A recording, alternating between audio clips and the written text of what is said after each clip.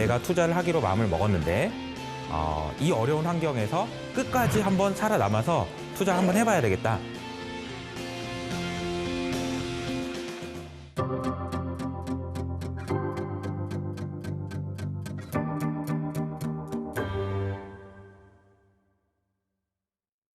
네, 지난 시간에 마지막으로 ESG에 대한 설명을 하면서 ESG가 만들어낸 인플레이션에 대한 이야기를 했는데요. 그러면 이번 시간에는 인플레이션을 기준으로 세계 경제가 앞으로 어떻게 나아갈 것인가 이 부분에 대한 설명을 좀 해보도록 하겠습니다.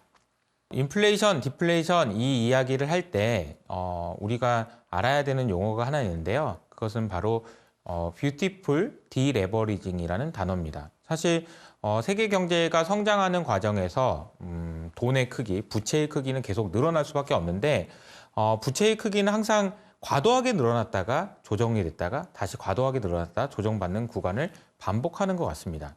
그래서 우리가 부채의 크기가 커졌다가 적정한 수준으로 돌아오는 과정을 우리가 디레버리징이라고 하는데요. 디레버리징이라는 거는 레버리징의 반대말이니까 돈을 빌리던 사람이 돈을 갚는 것, 그리고 전체적으로 신용이 팽창됐다가 축소되는 것, 이렇게 설명하면 됩니다. 그런데 돈을 빌려주고 그냥 그래 알았어 믿어줄게 이 돈 가지고 뭐 잘해봐 라고 할 때는 기분 좋게 계속 되다가 항상 그 돈을 회수할 때는 기분 나쁜 일들이 많이 생기죠. 사실 디레버리징이라는 단어는 굉장히 불편한 단어입니다. 모두에게 다 좋은 일은 아니에요. 그런데 뷰티풀 디레버리징이라는 단어를 처음으로 쓰신 분이 레이 달리오라는 그런 헤지펀드 투자자인데 이분이 왜 이 뷰티풀 디레버리징이라는 표현을 썼는지를 좀 설명을 드려보도록 하겠습니다.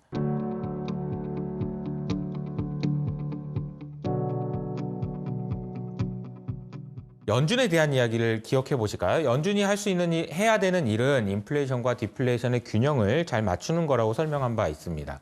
그런데 2008년 금융위기가 터졌을 때 커졌던 거는 디플레이션의 크기가 커졌다고 볼 수 있죠. 디플레이션을 막기 위해서 연준은 돈을 풀었습니다. 돈을 그냥 풀었더니 자연스럽게 해결이 되더라 라는 것이 이 뷰티풀 디레버리징이라는 단어입니다. 그러면 지금 우리가 고민해 봐야 되는 건 이런 것 같아요. 디플레이션을 만드는 요인들은 무엇이고 인플레이션을 만드는 요인은 무엇이었는지요? 디플레이션을 만드는 요인들은 굉장히 많은데요. 가장 큰 요인 중에 하나는 뭐냐면 잠재 성장률이 둔화되기 때문이라고 말씀드릴 수 있을 것 같습니다. 자, 성장률이 둔화된다. 자, 이런 얘기는 굉장히 많이 들어보셨죠? 자, 성장률과 금리는 같이 가는데 옛날에 우리 1997년 IMF 경제 위기가 터지고 나서 금리가 올라갔다가 이제 내려가는 구간에 제가 언제 기사에서 한번 찾아본 것 같아요. 1990년대 후반에요. 역사적 저금리라는 신문기사 타이틀이 있습니다. 드디어 한 자릿수 대 금리 이렇게 얘기가 나왔습니다. 그러니까 지금 생각해보면 되게 이상한 건데 그때는 역사적 저금리가 한 자릿수 금리만 돼도 역사적 저금리라고 얘기했었다는 거죠. 그만큼 어떻게 보면 1900년대 후반부터 시작해서 우리가 지금까지 오는 과정에서 성장률은 계속 둔화됐습니다. 근데 성장률이 둔화되는 게 자연스러운 현상일까요? 아니면 뭐가 문제가 있는 걸까요? 우린 다시 성장을 하는 곳으로 나아가야 될까요? 아니면 자연스럽게 받아들여야 되는 걸까요? 라고 생각을 해보면 개인적으로는 자연스럽게 받아들이는 게 맞다고 생각합니다.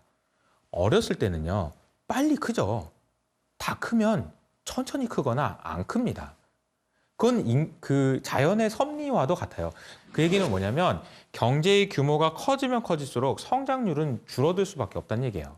우리나라가 1980년대 3저 호황을 통해서 굉장히 높은 성장률을 거뒀지만 그만큼의 성장을 지금 똑같이 하겠다라는 건 어떻게 보면 억지일 수 있습니다. 그만큼 성장률이 둔화된다는 것은 디플레이션 요인이라고 생각할 수 있습니다. 지난 시간에 잠깐 설명드린 것처럼 유니콘 기업이나 좀비 기업도 디플레이션을 만드는 요인이었다라고 말씀을 드렸습니다. 쿠팡과 같은 기업들, 그리고 우버 같은 기업들, 아마존 같은 기업들이 억지로라도 소비자들에게 싼 가격을 제시하면서 마켓쉐어를 늘리겠다. 이런 역할들을 하면서 디플레이션을 만들어냈습니다. 좀비 기업도 마찬가지였고요. 그리고 인구 구조도 역할을 하는데요. 인구 구조는 사실 이제 노령 인구가 많아지고 전체적으로 새로 태어나는 그러니까 우리나라도 새로 태어나는 아이보다 돌아가신 분이 더 많아지는 시기가 이미 와 있잖아요. 이렇게 되면 연세가 많으신 분들은 대체로 투자를 많이 하시거나 저축을 많이 하시게 되죠. 소비보다는. 저축을 많이 하게 되면 또 금리가 낮아지는 효과가 생깁니다. 그래서 이제 여러 가지 문제점들이 있고 그중에 또 하나가 물건을 싸게 만들 수 있는 경제 구조, 전 세계 경제 구조가 물건을 싸게 만드는 방향으로 갔다라는 것이 또 하나 디플레이션 요인입니다. 예를 들자면 어떤 게 있을까요? 쉽게 말하면 중국에서 만들고 미국에서 소비한다. 이겁니다. 중국에서 더 싸게 만들어주고 미국에다 파는 거죠. 미국은 미국의 높은 인건비를 감안했을 때 미국에서 뭔가를 만드는 것보다는 중국에서 만드는 게 낫겠다라고 하면서 미국은 그냥 소비만 하는 거죠. 그렇게 세계는 분업화됐고 좀 더 효율적으로 효과적으로 가격을 낮추기 위해서 많이 노력을 해왔습니다. 지금까지 설명드린 내용만 보면 사실은 디플레이션만 일어나는 것이 너무 당연스러운데 이상하게도 지금은 인플레이션 시대라는 얘기가 나오고 있단 말이죠. 어떻게 된 걸까요? 라고 생각을 해보면 제가 말씀드렸던 미국에서 소비하고 중국에서 만드는 이것이 깨지기 시작했습니다.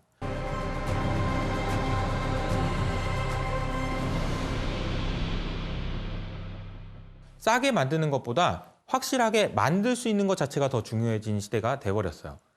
싸게 만들 수 있으면 좋은데 저 회사가 코로나 때문에 물건을 못 줘. 아니면 저 회사랑 우리가 사이가 안 좋아져서 문제가 생겨.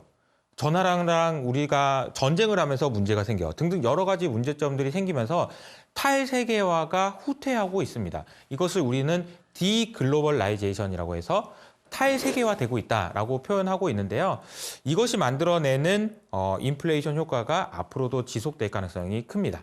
두 번째로는 인위적으로 만들어진 초과 수요라고 제가 말씀드렸는데 이 인위적으로 만들어진 초과 수요라는 얘기는 뒤에도 말씀드리겠지만 미국 정부에서 억지로 개인들에게 돈을 그냥 쏴주면서 그 개인들이 받은 공짜 돈을 가지고 소비하는 걸 말합니다. 사실 안타까운 얘기지만 코로나가 터지고 나서 우리나라에서도 일부 정부에서 지원금을 받긴 했지만 미국에서는 정말 말도 못하게 많은 정말 엄청난 규모의 지원금을 받았다고 합니다. 이 돈을 받은 개인은 어떤 행동을 했을까요? 그냥 우리 집에 있는 가구가 오래된 것 같아서 가구를 바꾸고 차도 오래된 것 같으니까 차도 바꾸고 등등 여러 가지 경제 활동을 했습니다. 사실 이거는 어떻게 보면 굉장히 큰 초과 수요를 만들어냈다라고 볼 수 있죠. 근데 이것이 만들어내는 인플레이션은 사실은 아까 말씀드렸던 탈세계화와는 다르게 일시적인 현상이 가능성이 큽니다. 세 번째로 앞전 시간에 말씀드렸던 ESG 때문에 만드는 탈탄소 움직임, 거기서 나오는 인플레이션 요인 또 설명을 드렸습니다. 여러 가지 요인들 때문에 인플레이션이 조금 더 지금 더 부각받고 있는 상황이지만 어쨌든 디플레이션 요인도 크기 때문에 나중에 향후에 어떤 식의 결과로 이어질지는 잘 모르겠습니다. 다만 단기적으로는 인플레이션을 잡기가 상당히 어려워진 환경이라고 얘기를 하는데 지난번에 말씀드린 대로 연준에서는 이 인플레이션을 잡아야 되는 책무가 있습니다. 연준이 목표로 하는 인플레이션은 2%예요. 얼마 전에 발표된 미국의 CPI는 8.5%입니다. 너무 높아요. 이걸 잡아야 됩니다. 근데 잡으려고 보니까 이게 생각보다 잡히기가 어려운 것 같은 거죠. 너무 찐득찐득한 겁니다. 그래서 연준의 생각은 아무래도 경기를 인위적으로 망가뜨리는 것을 생각하고 있는 것 같아요. 경기를 인위적으로 망가뜨린다라는 얘기는 지나치게 늘어난 수요를 둔화시키겠다라는 얘기고요. 그렇게 하기 위해서 금리를 매우 빠르게 올릴 가능성이 높습니다. 그리고 풀어놨던 유동성을 회수하려고 합니다. 미국의 금리가 올라가면서 생기는 여러 가지 현상 중에 아마 미국 주식이 빠지고 등등 여러 가지 문제점도 생기지만 적어도 미국 경제가 심각한 위기에 빠질 가능성은 낮다라고 보는데요. 두 가지 이유가 있습니다. 첫 번째 이유는 뭐냐면요. 지금 현재 러시아와 우크라이나가 전쟁을 하고 있죠. 러시아와 우크라이나가 전쟁을 하는 과정에서 유럽이 피해를 많이 볼까요? 미국이 피해를 많이 볼까요? 라고 생각을 해보면 너무나도 명백하게 유럽만 피해를 보고 있습니다.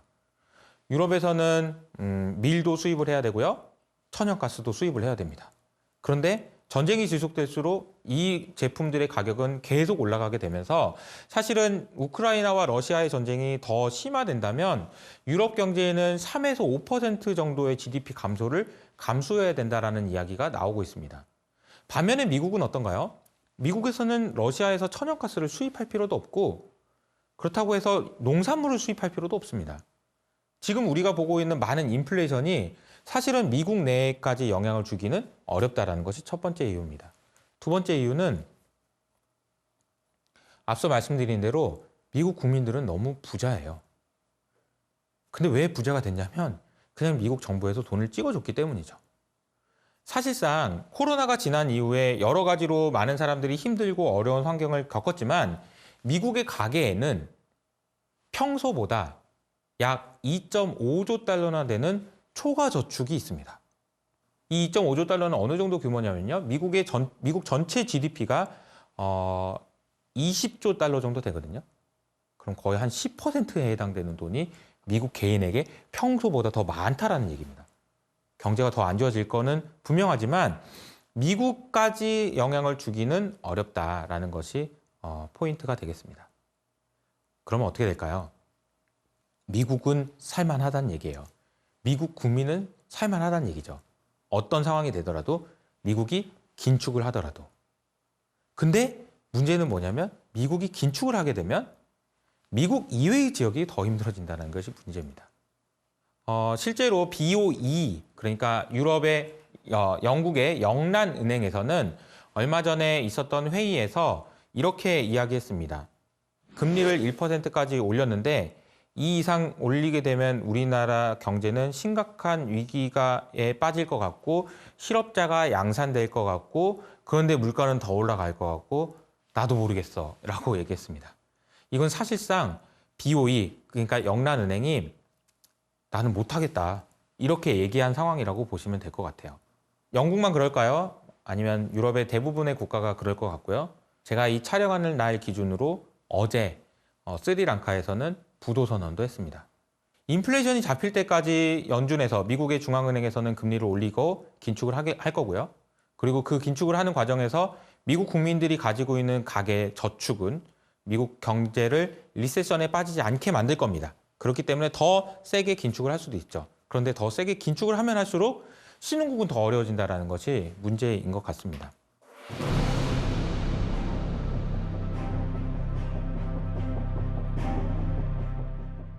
최근에 나오고 있는 여러 가지 이야기들 중에서 작년에 이제 미국에서 굉장히 경제적인로 이슈가 됐던 단어가 트랜지토리, 즉 일시적이라는 단어였는데요. 그 단어의 의미는 파월 의장이 인플레이션에 대해서 계속 일시적이라고 얘기를 했던 거죠. 그래서 일시적이다라고 얘기한 거에 대해서 지금 반성이 나오고 있는 거죠. 일시적이 아니었던 거죠. 그런데 요즘에는 이슈가 되고 있는 단어가 좀 바뀐 것 같습니다. 올해 지금부터 아마 상당 기간 동안 소프트 랜딩이 가능하냐를 가지고 얘기들이 많을 것 같아요. 자, 그럼 소프트 랜딩이라는 것은 뭔지 설명을 드려볼게요. 경제는 좋아졌다가 안 좋아졌다 한다라고 말씀드렸습니다. 그런데 이 좋아지는 구간에서 안 좋아지는 구간으로 지금 들어가고 있는 초입인 것 같은데 안 좋아질 때 속도가 너무 빨라서 이렇게 안 좋아지게 되면 하드 랜딩을 하게 됩니다. 경착륙이라고 하죠. 경제가 너무 심각하게 위기에 빠지고 리세션이 와서 실업률이 치솟게 되고 등등 여러 가지 문제가 생길 때 하드 랜딩이라고 얘기를 하고요. 소프트 랜딩은 이렇게 내려오다가 이렇게 되는 경우를 말합니다. 즉 다시 말하면 경제가 안 좋아지긴 안 좋아지는데 연착륙한다라는 표현인 거죠. 그런데 재미있는 표현이 이번 주에 하필이면은 전 연준 의장이었던 버냉키, 그리고 지금 현 연준 의장인 파월, 그리고 지금 현재 재무부 장관인 옐런, 이 모든 사람이 소프트 랜딩에 대한 표현을 썼는데요. 이 표현을 쓰면서 했던 말이 너무 재밌습니다. 잘하면 소프트 랜딩도 가능하다. 이 말은 무슨 말일까요? 우리가 생각을 할 때 하드 랜딩을 각오해야 되는데 우리가 잘만 하면 소프트 랜딩도 가능하다라고 얘기를 했습니다. 아마도 그래서 미국 경제는 긴축을 하는 과정에서 경제가 안 좋아지긴 안 좋아질 텐데 얼마나 안 좋아질 것인지에 대한 그 논의만 있지 사실은 안 좋아진다는 것은 확정적이다. 된다라고 볼 수 있을 것 같습니다. 안타깝게도 뭐 옐런 재무부 장관은 심지어 소프트 랜딩을 위해서 필요한 것은 기술과 운이다라고 했을 정도니까 사실 어떻게 보면 미국 정부나 연준에서도 지금 현재의 경제 상황이 매우 어렵다라는 것을 인정하고 있는 것 같습니다. 투자를 함에 있어서 이러한 얘기들이 왜 어떤 의미를 갖느냐라고 보면 사실은 우리가 투자하기 좋은 환경은 경기가 뜨뜻미지근하게 좋은 상황이 제일 좋아요. 즉 다시 말하면 인플레이션도 아니고 디플레이션도 아닐 때 주식 투자하기가 제일 좋습니다. 왜냐하면 경기가 좋아지니까 기업의 이익은 올라가고요. 그렇다고 해서 경기가 너무 뜨겁지는 않으니까 긴축도 하지 않기 때문에 돈도 유동성도 많아집니다. 그러면서 밸류에이션도 높아지고 이익도 좋아지니까 주식시장 계속 좋죠. 근데 지금 현상은 어떻게 되는 거냐면 경기는 지금 둔화되고 있습니다. 그런데 금리는 긴축은 또 해야 되는 상황인 거죠. 왜냐하면 인플레이션도 높고 경기는 둔화된다. 이 상황은 가장 안 좋은 상황이라고 볼 수 있습니다. 만약에 경기 침체보다 더 안 좋은 상황을 설명하라고 한다면 그거는 이제 스태그플레이션이라는 건데요. 스태그플레이션은 경기도 안 좋아서 침체가 됐는데 물가는 높은 상황이 유지되는 상황을 말합니다. 이게 왜 안 좋은 상황이냐면요.